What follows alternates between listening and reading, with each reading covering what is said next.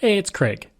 I just wanted to let you know that you can listen to Canadian History X early and ad-free on Amazon Music, included with Prime. Hey everyone, Craig Baird here. Before I begin today's story, I want to take a moment and ask that you check me out on Patreon at www.patreon.com/CanadaEHX. There are several tiers with great benefits, from ad-free content to t-shirts and other cool stuff. And don't forget, you can also donate directly to the show at www.canadaehx.com. Just click donate. It helps keep this show going. Okay, on with the show. At the lowest point of the Great Depression, this artist didn't have to share the stage with anyone.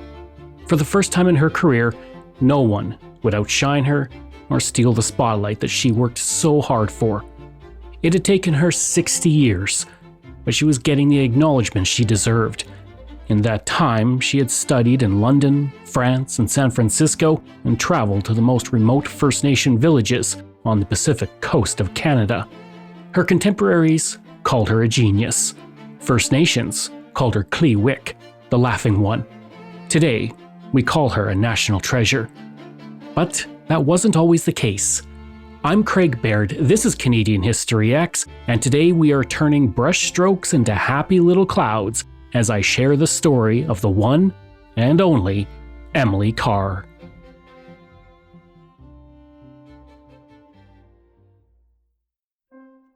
Emily Carr grew up in a light yellow, two-story Italianate villa.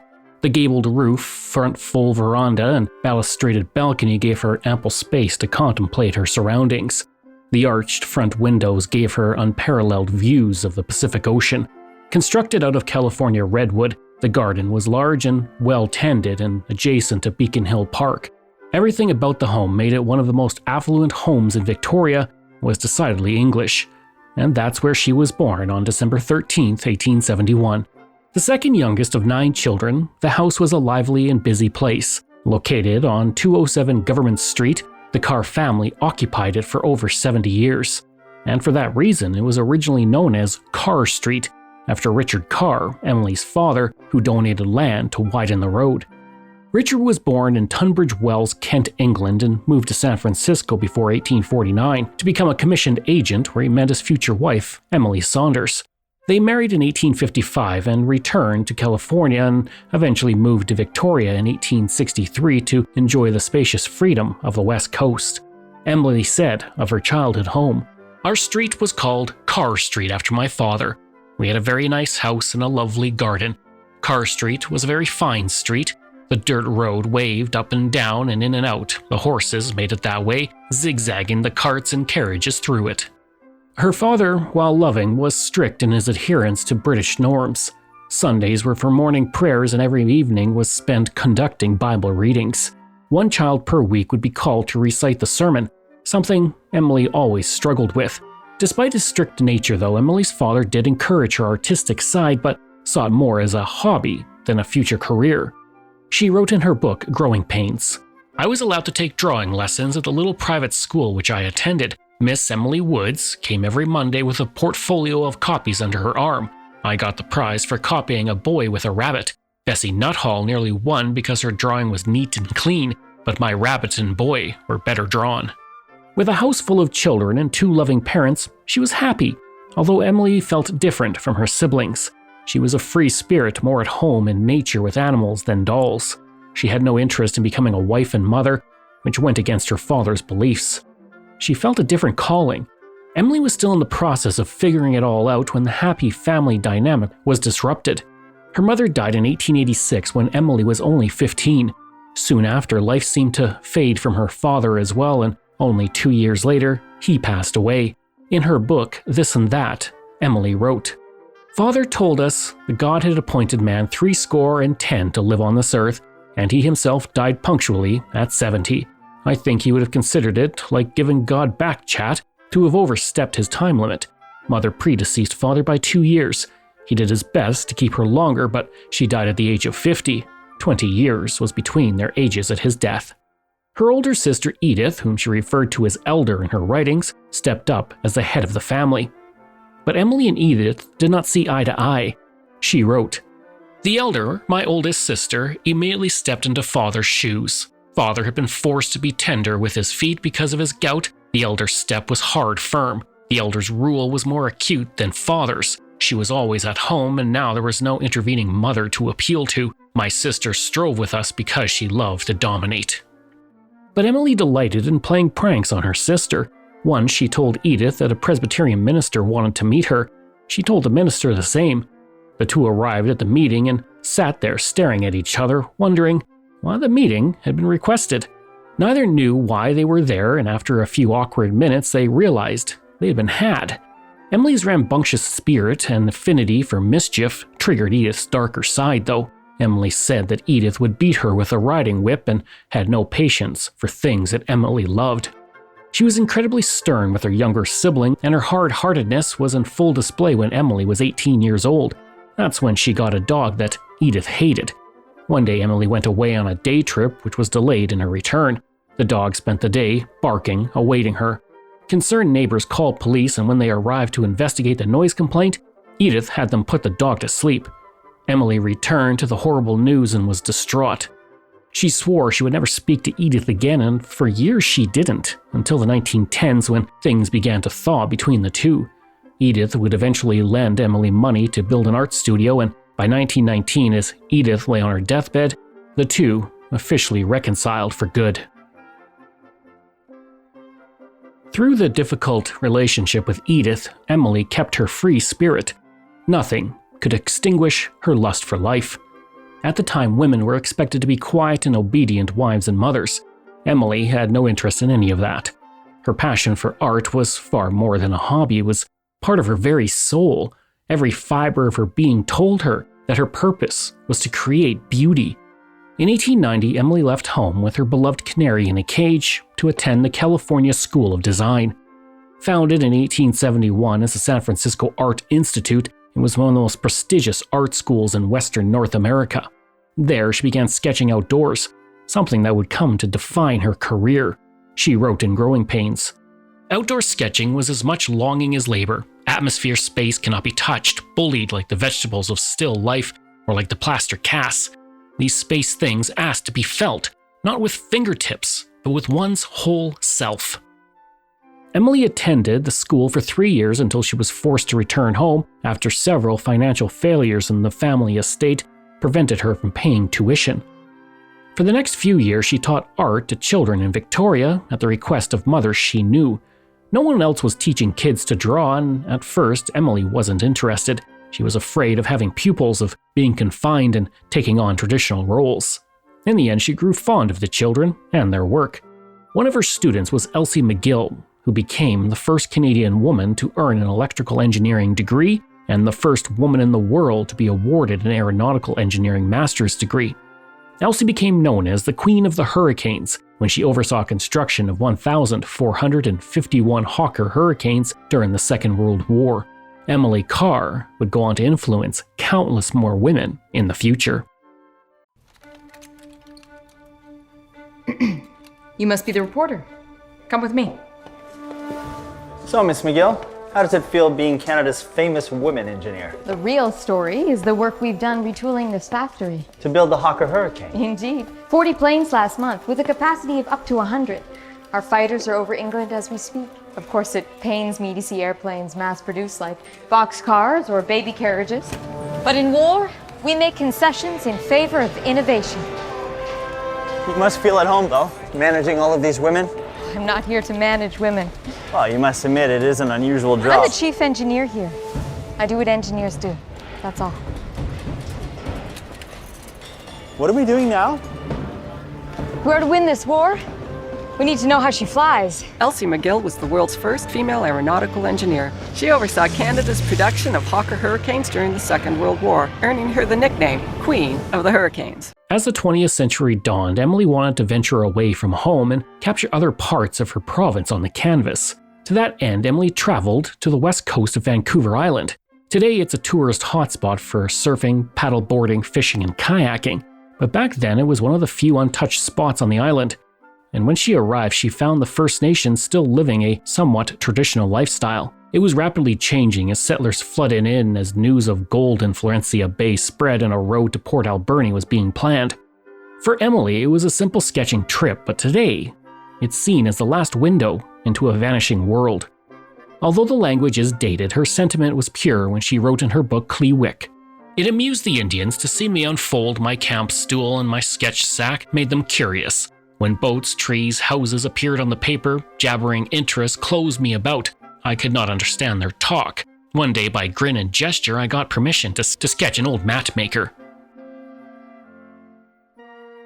Emily was loved and welcomed, and she was given the name of Klee Wyck, meaning Laughing One. Her time there had a lasting impression on her.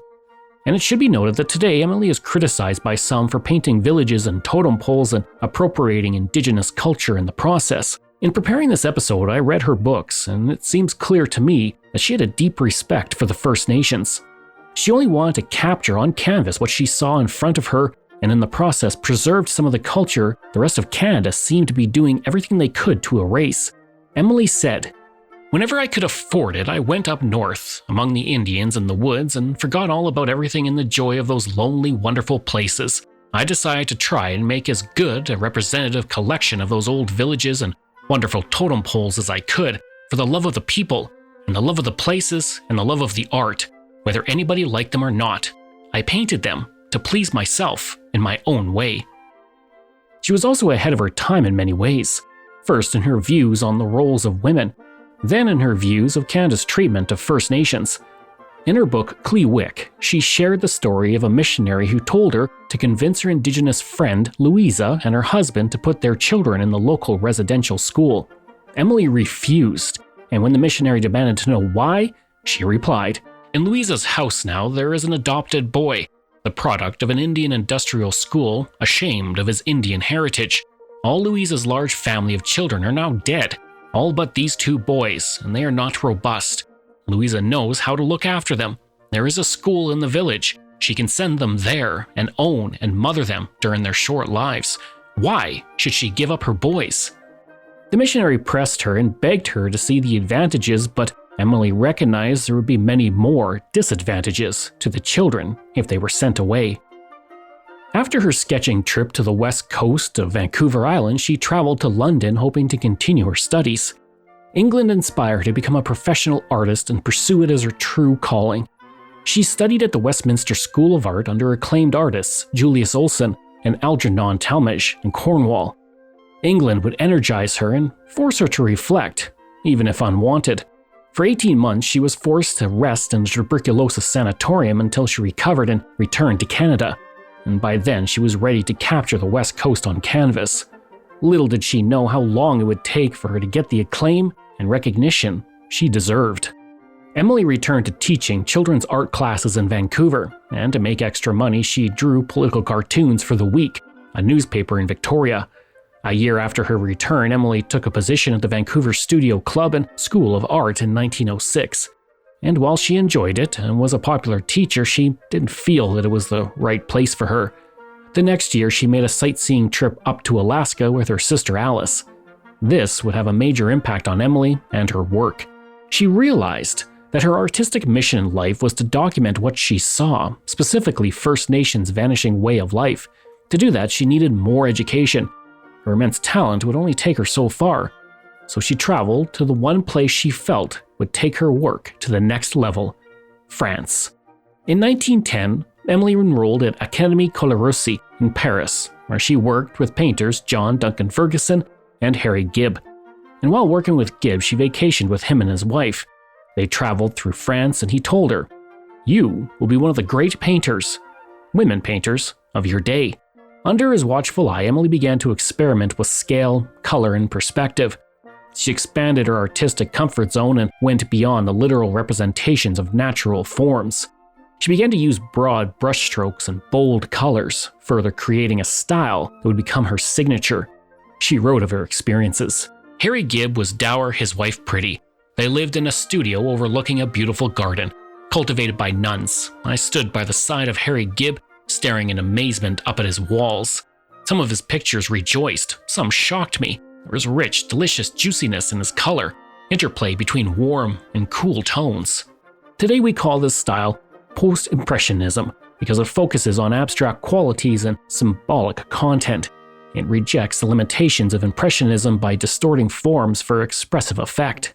Like her time in London, Emily was forced to spend what she called 3 hellish months in a Paris hospital. She resolved to never live in a large city again, believing them to be sources of her illness. Victoria had a population of 25,000, while Paris and London both pushed 1 million. For Emily, the small capital of British Columbia was the perfect size. She returned to Canada in early 1912 and opened a studio in Vancouver, and if you remember from earlier, she was able to do so thanks to money her elder sister Edith had loaned her. She adapted the European style she learned to capture Canada on the canvas. She said, "I drew away from the old school methods of teaching, realizing the cramped style of London and Paris could not adequately describe Canada." In late 1912, Emily took a trip to Haida-Gwaii, Alert Bay, and the Upper Skeena River to paint the totem poles in indigenous villages. These poles were far from decorative. They told a story and had great spiritual power for First Nations of the Pacific Northwest. And they were quickly disappearing. As smallpox and settler encroachment eroded indigenous lands and decimated populations, the totems began to fall into disrepair and succumb to nature's rot. The totems that did survive were often cut down by white settlers and sold to museums around the world with little care. Emily wanted to paint them before they were gone. In her book, Klee, Wyck, she wrote of a village to Kitwakal, a village in north-central British Columbia. She was asked by an elder why she wanted to paint their totem poles. She responded, "Because they are beautiful. They're getting old now, and your people make very few new ones. The young people do not value the poles as the old ones did. By and by, there will be no more poles. I want to make pictures of them so that your young people, as well as the white people, will see how fine your totem poles used to be." And during her time in Haida-Gwaii, she painted a carved raven. Upon her return to Vancouver, she organized an exhibition at the Dominion Hall of 70 watercolors and oils from her time in France. The exhibition would nearly end her artistic career through no fault of her own. However, she later took that painting of the carved raven and turned it into one of her masterworks, Big Raven, in 1931. It currently hangs at the Vancouver Art Gallery and depicts the carving of a lone raven among solid waves of vegetation set against an illuminated sky. The painting has become an iconic piece of Canadian art and was immortalized on a postage stamp in 1971. When she first painted it in 1931, she recognized the importance of Indigenous culture and wrote, "These things should be to us Canadians what the ancient Britain's relics are to the English. Only a few more years and they will be gone forever into silent nothingness, and I would gather my collection together before they are forever past." In the 2007 animated film Ratatouille, food critic Anton Ego writes of critics, "In many ways, the work of a critic is easy. We risk very little, yet enjoy a position over those who offer up their work and themselves to our judgment. We thrive on negative criticism, which is fun to write and to read." Emily Carr's critics in 1912 panned her work and considered the influence of Europe on her to have been negative. They risked little in their critiques, and their words cut her deep. She wrote, "My pictures were hung either on the ceiling or on the floor and were jeered at, insulted. Members of the fine arts joked at my work, laughing with reporters. Press notices were humiliating. Nevertheless, I was glad I had been to France. More than ever, I was convinced that the old way of seeing was inadequate to express this big country of ours. Her depth, her height, her unbounded wideness, silences too strong to be broken, nor could 10 million cameras through her mechanical boxes ever show the real Canada. It had to be sensed, passed through lives, minds, sensed, and loved." She had spent years working and studying to perfect her style. She now sought recognition and acceptance. She'd risked everything, but none of that mattered to the critics. Emily wrote that people looked at her paintings and laughed. They said they were the work of a child. Emily wrote in Growing Pains, "Perplexed, angry, they turned away, missing the old detail by which they had been able to find their way in painting. They couldn't see the forest for looking at the trees." Now, not all reviews were bad.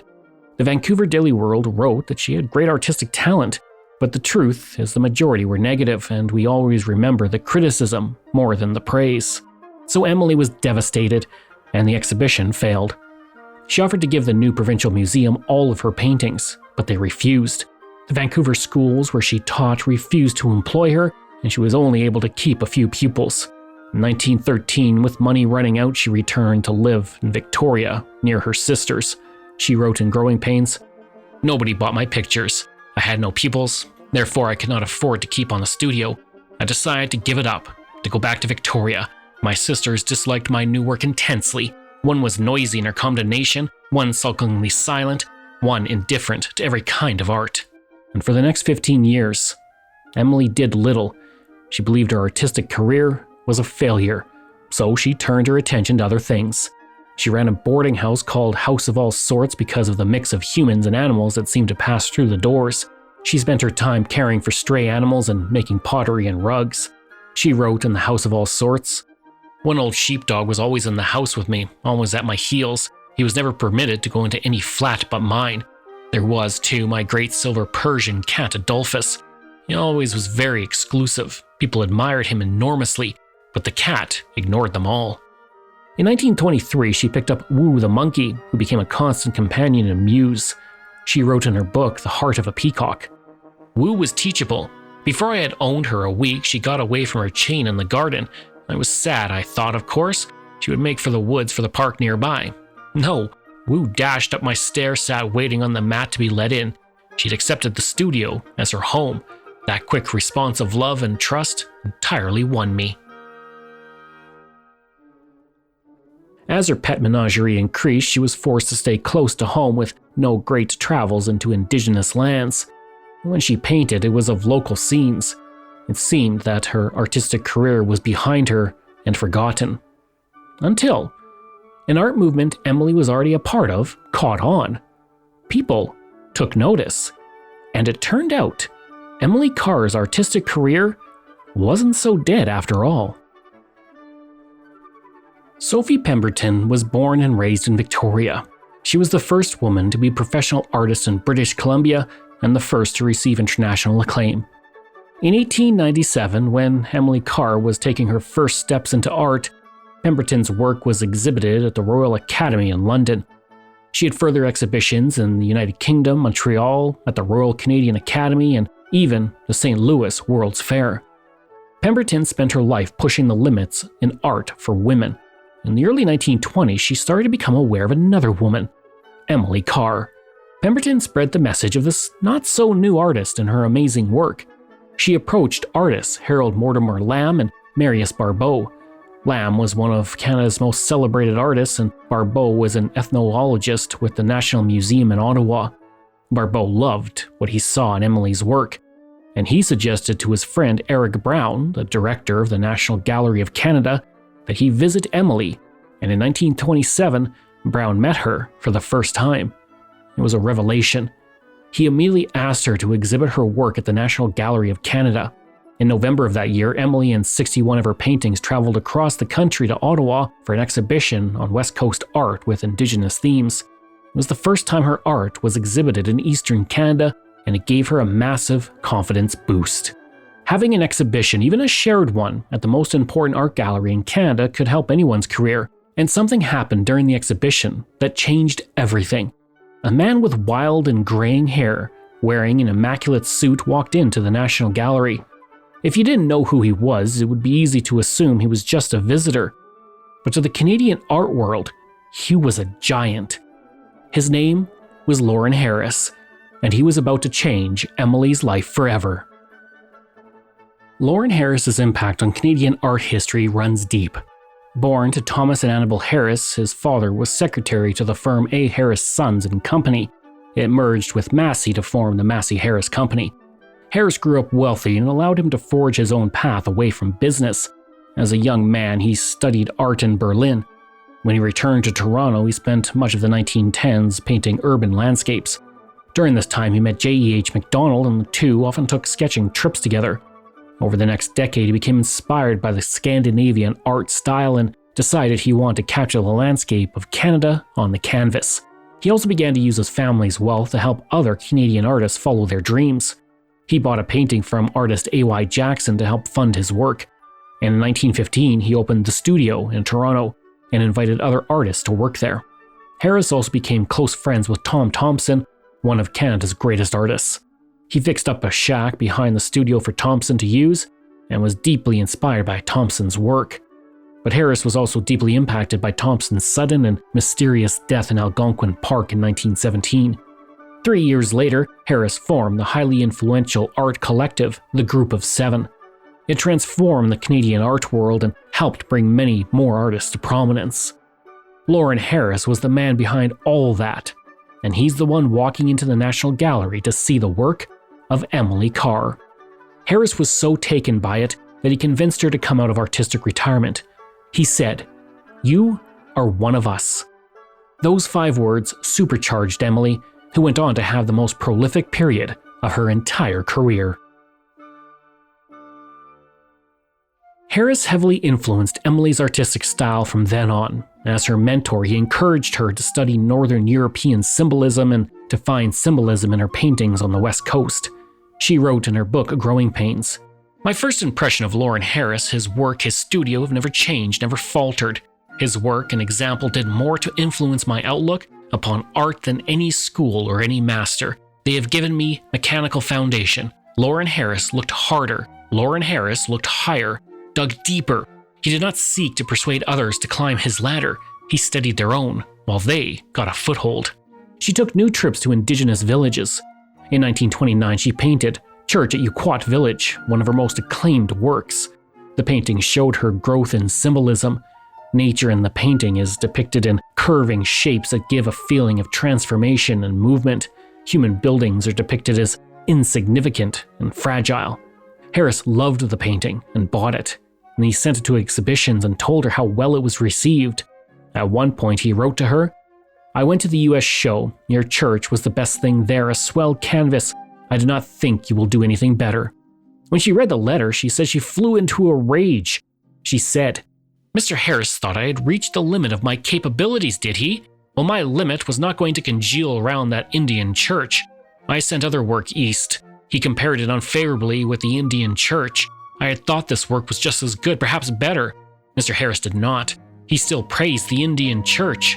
'You limit me. I am sick of that old church. I do not want to hear any more about it,' I wrote angrily." Harris responded, "Good. Still, that Indian church is a grand thing, whatever and despite what you think of it." She wrote in her book, "He went on writing helpful, encouraging letters. A lesser man might have huffed at my petulance, even stopped writing. If he had, I would have been broken." Now that she had Harris's backing, Emily's talent was finally recognized. She exhibited in Ottawa, Victoria, and Seattle in 1930. The Group of Seven officially ended in 1933 once the group achieved widespread recognition and influence, and a year later they formed a new collective called the Canadian Group of Painters. Emily was a founding member. In 1935, decades after she first put paintbrush to canvas, Emily was finally given a solo show. Her art was exhibited at the Women's Art Association of Canada Gallery in Toronto. Other than the solo show she put on for herself, which as you recall failed, Emily had to always share the spotlight with someone else. 3 years later, she had her first annual solo exhibition at the Vancouver Art Gallery. Despite the growing recognition, there were few purchases made by anyone other than her friends in the art world. Painting was not a financially viable career. During these years of artistic brilliance, her work reflected the disappearing wilderness of the places she loved. Odds and Ends from 1939 showed the clear land after loggers had come through, leaving only stumps behind. Sadly, just as her work was gaining recognition, Emily's health deteriorated. In 1937, she suffered her first heart attack. While recovering in the hospital, English art critic Eric Newton visited her. Wanting to help, he selected 15 of her paintings to be sent east to prospective buyers. He later wrote, "Emily Carr is not merely a good woman painter. She is the greatest woman painter who has yet lived." The heart attack forced Emily to slow down. She also had to give her beloved Woo to the Monkey House in Stanley Park since she could no longer care for her muse. 2 years later, in 1939, Emily suffered a second heart attack, followed by a stroke. By the early 1940s, she was unable to travel. She could no longer paint as she once did, and she turned to a new artistic endeavor, writing. In 1941, she published her first book, Klee, Wyck. It explored her experiences with the First Nations of British Columbia's West Coast. The book was critically acclaimed and won the Governor General's Award for Nonfiction. It has since been printed in 20 languages. The University Women's Club of Victoria gave her a large reception on December 12, 1941 to celebrate her success. It was the first time Emily Carr was celebrated in her hometown. She said, "I would rather have the goodwill and kind wishes of my hometown, the people I have lived among all my life, than the praise of the whole world." She wrote 4 more books, 2 of which were published after her death. The irony is that today Emily Carr is known for her painting far more than her writing. But in the 1940s, it was her writing that gave her the public acclaim she sought. But by then, the clock was running out. Knowing that her health was worsening, and after she had yet another serious heart attack, Emily donated 170 paintings to the Vancouver Art Gallery in 1942. She then donated another 500 paintings to be sold to benefit a new scholarship to help young artists in British Columbia. Through it all, the paintbrush beckoned her, though. In late 1942, she went to Mount Douglas Park and painted 15 oil sketches on a large canvas in 8 days. One of those paintings became Cedar, one of her most acclaimed pieces. But the work was simply too much for her. After her trip, she suffered a near-fatal heart attack and spent a considerable time in the hospital. At this moment, she finally saw the financial security she longed for. Her books and paintings were sold across North America. In one single week in Montreal, she sold 56 paintings. She was even offered an honorary doctorate of letters from the University of British Columbia. Emily never received it. On March 2nd, 1945, her heart finally gave out, and she died at the age of 73 in Victoria. Women's rights activist Emily Murphy said of her death, "Emily Carr was essentially a trailbreaker. She was not afraid to make a new pattern for her pen or her paintbrush. She was a shining link with the past. She wrote as she pleased and painted the world as she saw it." But you might be wondering, how has her influence and acclaim grown since then?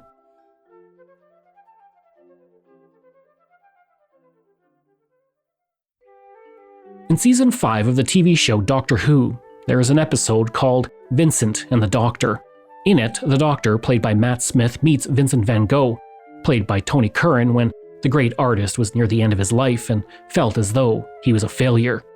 The Doctor takes Van Gogh in the TARDIS to the present day so that he can see the impact his art has had on future generations. It is a beautiful ending. I wish Emily Carr had that same opportunity. In 1978, 33 years after her death, Emily was awarded the Royal Canadian Academy of Arts Medal. In 2013, her painting The Crazy Stare sold for $3.39 million, a record for a Canadian woman. 9 years later, in another auction, her painting The Totem of the Bear in the Moon sold for $3.1 million. In 2016, Historical Canada released a Heritage Minute about her.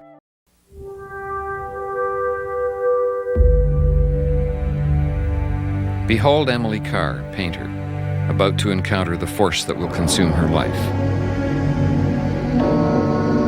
How tightly they sealed their secrets from me, humble and pleading before the great trees,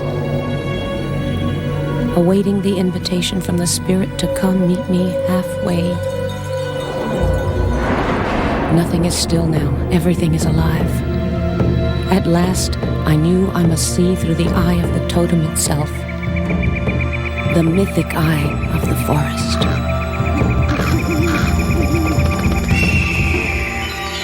Seldom able to live by her brush, before she died in 1945, Emily Carr was in the first rank of Canadian painters.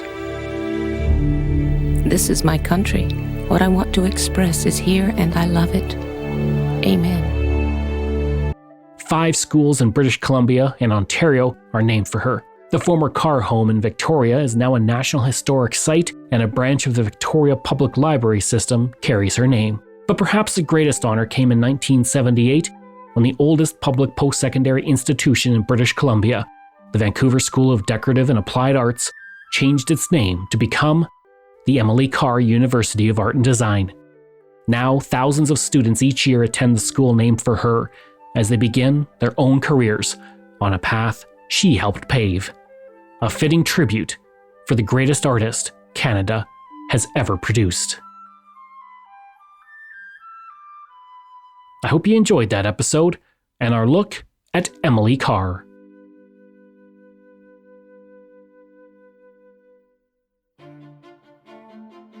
This show is researched, produced, and written by me, Craig Baird, with the help of Dila Velasquez. Audio production and design by Rosalind Kufor.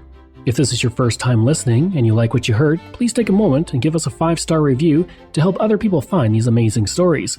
And there are so many for you to sink your teeth into. If you enjoy this podcast, then please check out my other podcasts, From John to Justin, Canada, A Yearly Journey, Pucks and Cups, and Canada's Great War. We love hearing from you, so if you have a show topic you want me to cover, email me at craig@canadaehx.com or stop by my website and social media. I'll include all of those in my show notes. Until next time, I'm Craig Baird, and this is Canadian History X.